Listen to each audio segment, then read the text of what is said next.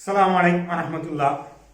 Uniform civil code, அதாவது ஒட்டுமொத்த நாட்டுக்கும் ஒரே மாதிரியான திருமண சட்டம், திருமணத்துக்கு அப்புறம் விவாகரத்து சம்பந்தப்பட்ட சட்டம், எப்படி விவாகரத்து பண்றது, அதுக்கான கால அவகாசங்கள் என்ன, அது தொடர்பான சட்டம், அப்புறம் சொத்து பகிர்வுக்கான சட்டம், அதாவது ஒரு மனிதர் மரணிச்சதுக்கு அப்புறம் அவருடைய சொத்துக்களை எப்படி பங்கிடுறது, அது தொடர்பான சட்டம், இது எல்லாமே சிவில் சட்டங்களுக்கு கீழே வருது.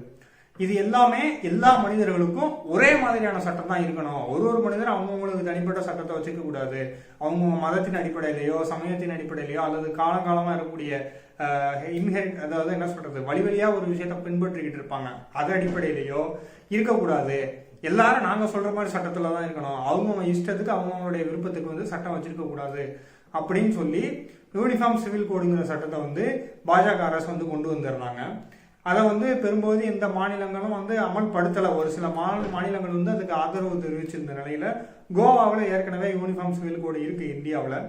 இப்போ 2025 ஏப்ரல்ல உத்தரகாண்டில் இந்த விஷயத்தை கொண்டு வந்திருக்கிறாங்க, யூனிஃபார்ம் சிவில் கோட. உத்தரகாண்ட் முதலமைச்சர் என்ன சொல்றாரு அப்படின்னு சொன்னா, இந்த சட்டம் ஆதிவாசிகளுக்கு பொருந்தாது, அவர்களுடைய கலாச்சாரத்தையும் நம்ம இந்த சட்டத்தை கொண்டு வந்தோம்னா அது பாதிக்கிற வகையில் இருக்கு அப்படின்னு சொல்றாரு. அப்போ அவங்களுக்கு மட்டும்தான் கலாச்சாரம் இருக்குதா? மற்ற சமய மக்களுக்கு, மற்ற மதத்தினருக்கு கலாச்சாரங்கள் இல்லையா? இந்தியாவில் வாழக்கூடிய மக்களாக இருக்கக்கூடியவங்களுக்கு ஒவ்வொரு மதத்தினருக்குமே அவங்கவுங்களுக்கான தனிப்பட்ட திருமண முறைகள் இருக்கு. இப்படித்தான் திருமணம் பண்ணணும், ஒரு ஆணும் பெண்ணும் திருமணம் பண்ணிக்கிறான் தான் இந்தந்த விஷயங்களை செஞ்சிருக்கணும், இந்தந்த சடங்குகளை பின்பற்றணும், செஞ்சாதான் அது திருமணம் அப்படின்னு சொல்லி இந்து மதத்துக்கு இருக்கு, கிறிஸ்துவ மதத்துக்கு இருக்கு, இஸ்லாமிய மார்க்கத்துக்கு இருக்கு, எல்லாத்துக்குமே இருக்கும் பொழுது நீங்க அதெல்லாம் பின்பற்றக்கூடாது, பொதுப்படையா ஒரு சட்டத்தை தான் பின்பற்றணும் அப்படின்னு சொல்ற சட்டம் தான் யூனிஃபார்ம் சிவில் கோடு. முதல்ல எல்லாருக்கும் அதை தெளிவா புரிஞ்சுக்கணும். உங்களுடைய சட்டத்தை பின்பற்றுறது இனிமே இருக்கக்கூடாது, நாங்க சொல்றதான் பின்பற்றணும் அப்படிங்கிறது. அதாவது இதை எப்படி சொல்றாங்க அப்படின்னு சொன்னா, கான்ஸ்டிடியூஷனை வச்சு article 44 directive principles of state பாலிசியில இது இருக்கு. எல்லா ஸ்டேட்டும் ஒரே மாதிரியான யூனிஃபார்ம் சிவில் கோட கொண்டு வரணும். ஆனா டைரக்டிவ் பிரின்சிபல்ஸ் ஆஃப் ஸ்டேட் பாலிசியை செஞ்சே ஆகணும்னு எந்த விதமான மேண்டேட்டரி கட்டாயம் கிடையாது.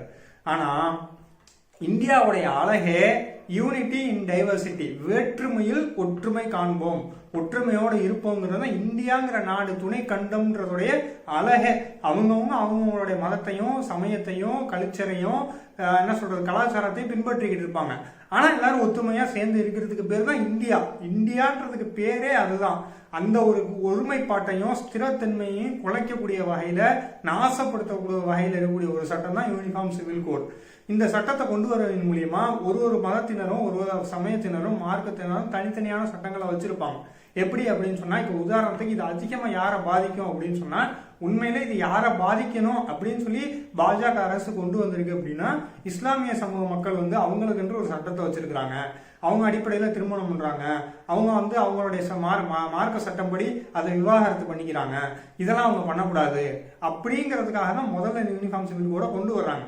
இஸ்லாமிய சட்டத்தை பொறுத்த வரைக்கும் இஸ்லாம்ல திருமணம் எப்படி பண்ணணும், ஒரு ஆணும் பெண்ணும் திருமணத்துக்கு முன்னாடி என்ன மாதிரியான உறவுல இருக்கணும், யாரை திருமணம் பண்ணணும், யாரை திருமணம் பண்ணக்கூடாது, திருமணம்னா திருமணத்துல என்னென்ன விஷயங்கள்லாம் இருக்கணுங்கிறது ரொம்ப தெளிவான அழகான சட்டங்கள் இருக்கு இஸ்லாத்துல.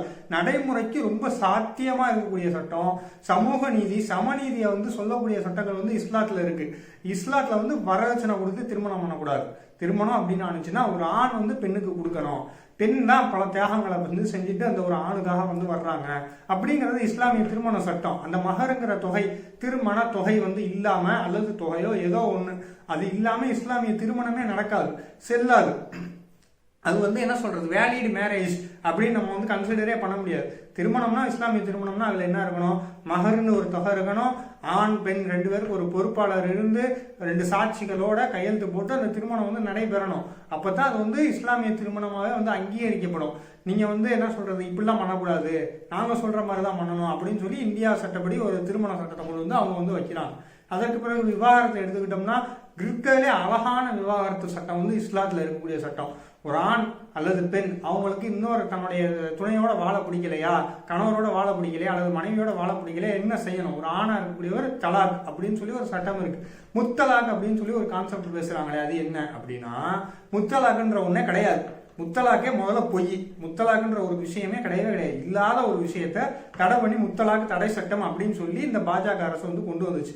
முத்தலாக்குன்னா இவங்க என்ன சொல்றாங்க, இல்லாதது, அதாவது பொய் தான், அது என்ன பொய் அப்படிங்கிறத நான் சொல்றேன். ஒரு ஆண் இருக்காரு, அதாவது நான் திருமணம் பண்ணிட்டேன், நான் திருமணமான ஒரு ஆணா இருக்கிறேன் அப்படின்னு சொன்னா, என் மனைவியோட எனக்கு வாழ பிடிக்கலன்னு சொன்னா தலாக் தலாக் தலாக் அப்படின்னு 3 தடவை சொல்லிட்டா திருமணம் வந்து முறிஞ்சிருமா. இதை வந்து போன்ல சொல்லிட்டாலோ அல்லது நேரில் பார்க்காம சொல்லிட்டாலோ திருமணம் வந்து முறிஞ்சு போயிருமா அப்படின்னு பிஜேபி அரசு சொல்லுது. இஸ்லாத்துலயோ எங்கேயுமே குரான்லயோ ஹதீஸ்லயோ இந்த மாதிரியான ஒரு விஷயமே கிடையவே கிடையாது. இது முழுக்க முழுக்க பொய்யான ஒரு செய்தி, முழுக்க முழுக்க பொய்யா பரப்பப்பட்ட ஒரு விஷயம். தலாக் அப்படிங்கிறது, இப்போ நான் திருமணமான ஆணா இருக்கிறேன்னா என் மனைவியை நேருக்கு நேராக பார்த்து முகத்துக்கு முகம் பார்த்து நான் சொல்றதை அவங்க கேட்கக்கூடிய நிலையில இருந்து நான் 2 மக்களுக்கு மண்டியில வச்சு நான் தலாக்குன்னு முதல்ல ஒரு தடவை சொல்லணும். சொல்லி 3 மாத விலக்கு காலம் அல்லது 3 மாசம் அவங்களோட வந்து நான் சேர்ந்து வாழாம இருந்து, அல்லது எனக்கு அந்த சார் நம்ம அவசரப்பட்டு சொல்லிட்டோம் அப்படின்னு சொல்லி யோசிச்சு திருப்பி சேர்றதுக்கான எனக்கு வாய்ப்பை கொடுக்குது.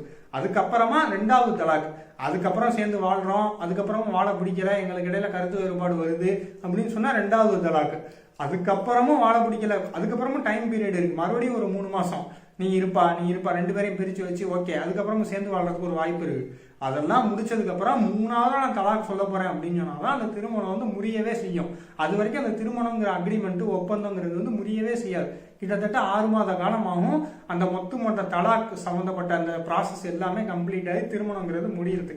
இவ்வளவு அழகான ஒரு விவாகரத்து சட்டம் வந்து இஸ்லாத்துல இருக்கு. அதே மாதிரி ஒரு பெண் இருக்கிறாங்க, அவங்களுக்கு வந்து ஒரு கணவரோட வாழ பிடிக்கல, அந்த ஆணோட வாழ பிடிக்கல, எனக்கு இவரோட வாழ பிடிக்கும், இதுக்கப்புறம் நான் வாழ மாட்டேன் அப்படின்னு அவங்க மனசளவில் நினைக்கிறாங்க அல்லது அப்படி முடிவுக்கு வந்துட்டாங்க அப்படின்னு சொன்னா குலான் சட்டம் இருக்கு. அந்த பெண்ணுக்கு வந்து இந்த கால அவகாசம் காரியங்கள்லாம் தேவையில்லை. வாழ பிடிக்கலையாமான்னு கேட்பாங்க. பிடிக்கலன்னு சொன்னா அழகான முறையில அந்த திருமண ஒப்பந்தத்தை முறிச்சு விவாகரத்து கொடுத்துட வேண்டியதுதான். இவ்வளவுதான் விவாகரத்து சட்டம். இதை பொறுத்த வரைக்கும் மறு திருமணத்துக்கு இஸ்லாத்துல அழகிய சட்டம் இருக்கு. ஒரு ஆண் வந்து விவாகரத்து கொடுத்துடுறாரு ஒரு பெண் அப்படின்னு சொன்னா கிட்டத்தட்ட 3 மாத விலக்கு காலம் அல்லது 3 மாத காலம் அடுத்த திருமணம் பண்ண முடியாது. 3 மாதத்துக்கு பிறகு அடுத்த திருமணம் பண்ணிக்கலாம். அல்லது ஒரு பெண் விவாகரத்தை எடுக்கிறாங்க, அவங்க வந்து விவாகரத்தை இனிஷியேட் பண்ணி விவாகரத்தை வந்து வாங்கிடுறாங்க அல்லது திருமணங்கிற ஒப்பந்தத்தை முறிச்சிடுறாங்கன்ற பட்சத்துல 1 மாத காலம் அவங்க வந்து அடுத்த திருமணம் பண்ண முடியாது. அல்லது ஒரு கணவர் மரணிச்சதுக்கு அப்புறம் ஒரு பெண் எப்ப மறு திருமணம் பண்ணலாம்னா கிட்டத்தட்ட 4 மாதம் 10 நாட்கள் வந்து அவங்க வந்து மறு திருமணம் பண்ணக்கூடாது. 4 மாதம் 10 நாள் கழிச்சு அவங்க வந்து மறு திருமணம் பண்ணிடலாம்.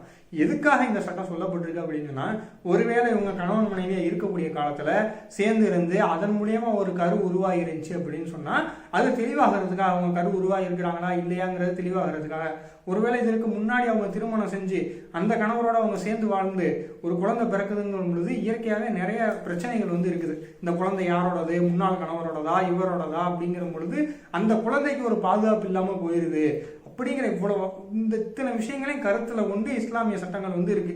இந்த சட்டத்தை எல்லாம் இனிமேல் ஃபாலோ பண்ணக்கூடாதான். இவங்களா ஒரு விவாகரத்து சட்டத்தை கொண்டு வருவாங்களா, இவங்களா ஒரு திருமண சட்டத்தை கொண்டு வருவாங்களா, அதை நாங்க ஃபாலோ பண்ணணுமா? எந்த நடைமுறை சாத்தியத்துக்கு அது இருக்குமா இருக்காதாங்கிறது பெரிய கேள்விக்குறி. இத்தனையும் தூக்கி போட்டுவிட்டு அதே மாதிரி இஸ்லாத்துல வந்து பாக பிரிவினைக்கு அழகான சட்டம் இருக்கு. குரான்ல வந்து 4வது அத்தியாயத்துல பாக பிரிவினையை பத்தி ரொம்ப தெளிவா பேசுது. ஒரு மனிதர் இறந்து போயிட்டாருன்னு சொன்னா அதுக்கப்புறம் தான் பாக பிரிவினை பண்ணணும். அவர் உயிரோட இருக்கும்போது பாக பிரிவினை பண்ணக்கூடாது. இஸ்லாமிய அடிப்படையில ஒரு ஆண் இறந்து போயிட்டாருன்னா அவருடைய சொத்துலாம் யாருக்கு போகும்?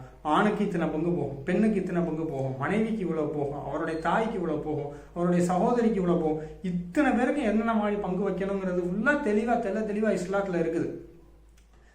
இப்போ பெண்களுக்கு வந்து சொத்து கொடுக்கணும் அப்படின்னு சொல்லி சட்டமெல்லாம் கொண்டு வந்தாங்க. 1400 வருஷத்துக்கு முன்னாடியே பெண்களுக்கு இஸ்லாம் சொத்து கொடுக்க சொல்லிடுச்சு. பெண்களுக்கு சொத்துல பங்கு இருக்குப்பா, இது உங்களுடைய பிறப்பு உரிமை, பிறக்கும் பொழுதே அவங்களுக்கு இந்த உரிமை வந்துடுது. நீ என்ன இன்னைக்கு வந்துகிட்டு பெண்களுக்கு சொத்துரிமை கொடுக்குற? இஸ்லாம் 1450 வருஷத்துக்கு முன்னாடியே சொத்துரிமை கொடுத்துருச்சு. ஆனா இந்த சட்டத்தை எல்லாம் தூக்கி வச்சுட்டு நீ கொண்டு வந்த அந்த சட்டத்தை கொண்டு ஃபாலோ பண்ணணுமா? நாங்க இதெல்லாம் என்ன நியாயம்னே தெரியல எனக்கு. திருமணத்துலையும் சரி, விவாகரத்துலையும் சரி, சொத்து கொடுக்கறதுலையும் சரி, எல்லாத்துலயும் அழகிய சட்டத்தை வந்து இஸ்லாம் எப்பயோ கொண்டு வந்துருச்சு. அந்த சட்டங்கள் நடைமுறையில பின்பற்றப்பட்டு வருது இத்தனை வருஷ காலமா. சில முஸ்லீம்கள் அறியாமையின் காரணமா அதை வந்து பின்பற்றுறது கிடையாது. அதுக்காக இஸ்லாத்துல வந்து சட்டம் இல்லையோ அல்லது சட்டம் தப்பா இருக்கணும் அர்த்தம் கிடையாது. முஸ்லீம்கள்ல பலருக்கு அது தெரியறது இல்லை, அதனால அவங்க பின்பற்றுறது கிடையாது. அல்லது தவறான புரிதல்ல இருப்பாங்க, சரியான முறையில இந்த கல்வி அவங்களுக்கு கிடைச்சிருக்காது, அவேர்னஸ் இல்லாம இருந்திருக்கும், அதனால அவங்க வந்து அந்த சட்டத்தை பின்பற்றாம இருந்திருப்பாங்க. இதையெல்லாம் நாங்க இதெல்லாம் செய்யக்கூடாது, நான் சொல்ற மாதிரி நீ திருமணம் பண்ணு, நான் சொல்ற மாதிரி நீ விவாகரத்து பண்ணு, நான் சொல்ற மாதிரி சொத்தை பிரிச்சுக்க அப்படின்னு சொல்லி இந்த பிஜேபி அரசு சொல்லிக்கிட்டு இருக்கு. இதெல்லாம் எந்த வகையில நியாயம்ன்றது எனக்கு ஒரு புரிஞ்சுக்கிறவே முடியல. நீங்க யார் முதல்ல நான் எப்படி திருமணம் பண்ணணும்னு சொல்றதுக்கு உங்களுக்கு என்ன தகுதி இருக்கு, என்ன அதிகாரம் இருக்குன்னு நீங்க எல்லாம் செஞ்சுக்கிட்டு இருக்கீங்கன்னு ஒரு முஸ்லீமா நான் வந்து இந்த பிஜேபி அரசாங்கத்தை பார்த்து நான் கேட்கிறேன், நான் எப்படி திருமணம் பண்ணணும்னு சொல்றதுக்கு நீ யார்? முதல்ல எனக்கு திருமணம் பண்ண சொல்லி கொடுக்கறதுக்கு நீ யாரு? அகில உலகத்துக்கே தூதரான முகமது நபி ஸல்லல்லாஹு அலைஹி வஸல்லம் எப்படி திருமணம் பண்ணணும்னு எனக்கு சொல்லி கொடுத்துட்டு போயிருக்கிறாங்க. அதுவும் அழகிய முறையில சிறந்த மனிதராக இருக்கக்கூடிய அவங்க சிறந்த திருமண சட்டத்தை எனக்கு கொடுத்துட்டு போயிருக்கிறாங்க. சிறந்த முறையில் விவாகரத்து செய்யறதுக்கு சட்டத்தை கொடுத்துட்டு போயிருக்கிறாங்க. என்னுடைய மூதாதையர் மரணிச்சிட்டாங்கன்னா அவங்களுடைய சொத்துக்களை எப்படி பங்கு வச்சுக்கிறதுங்கிறதுக்கு அழகான சட்டங்களையும் வழிகாட்டுதலையும் எனக்கு சொல்லிட்டு போயிருக்கும் பொழுது நீ யார்? உனக்கு என்ன தெரியும்? முதல்ல எனக்கு வந்து இதெல்லாம் சொல்லி தரதுக்கு உனக்கு என்ன தகுதி தராதரம் இருக்குது? உன் மேல இதுவரைக்கும் நீ முஸ்லீம்களுக்கு நல்லது செஞ்சதா உனக்கு தரப்புல ஏதாவது ஒரு விஷயம் காட்டு, ஒரு வரலாறை காட்டு, நான் வந்து முஸ்லீம்களுக்கு நல்லது செஞ்சிருக்கிறேன் அப்படின்னு சொல்லி ஒரு விஷயமும் பண்ணல. நீ வந்து நான் எப்படி வந்து ஃபாலோ பண்ணணும் வைக்கணும்னு சொல்லி நீ வந்து சட்டம் சொல்லிட்டு இருக்கிற. ஆகையால நான் இந்த வீடியோ மூலமா பொதுமக்களுக்கு என்ன சொல்ல விரும்புறேன் அப்படின்னு சொன்னோம்னா, இந்த சட்டம் இந்த மாதிரி விஷயங்கள் வந்து நாட்டினுடைய ஒருமைப்பாட்டுக்கும் இறையாண்மைக்கும் எதிரானது. முழுக்க முழுக்க கான்ஸ்டியூஷன், அம்பேத்கர் கொண்டு வந்த கான்ஸ்டியூஷனுக்கே எதிரான ஒரு விஷயம், அன்கான்ஸ்டியூஷனலான ஒரு விஷயத்தை இந்த பிஜேபி அரசாங்கம் செஞ்சு அதை நடைமுறைப்படுத்துறதுக்கு முயற்சி பண்ணிக்கிட்டு இருக்குது. அல்லாஹ்வினுடைய உதவியை கொண்டு இம்மாதிரியான விஷயங்களை எதிர்த்து களமாடுவோம். இன்ஷா அல்லாஹ் அதற்கு தேவையான வலிமையை அல்லாஹ் நமக்கு வந்து கொடுப்பானாக. இந்த காஃபிர்கள் வெறுத்த போதிலும் அல்லாஹ் தனது ஒளியை பரிபூரணப்படுத்தியே தீர்வான். 1400 வருஷமா அல்லாஹ் பரிபூரணப்படுத்திக்கிட்டு இருக்கிறான். இனிமேல் இன்ஷா அல்லாஹ் அல்லாஹ் பரிபூரணப்படுத்துவான். அஸ்ஸலாமு அலைக்கும் வரஹ்மத்துல்லாஹி பரகாத்துஹு.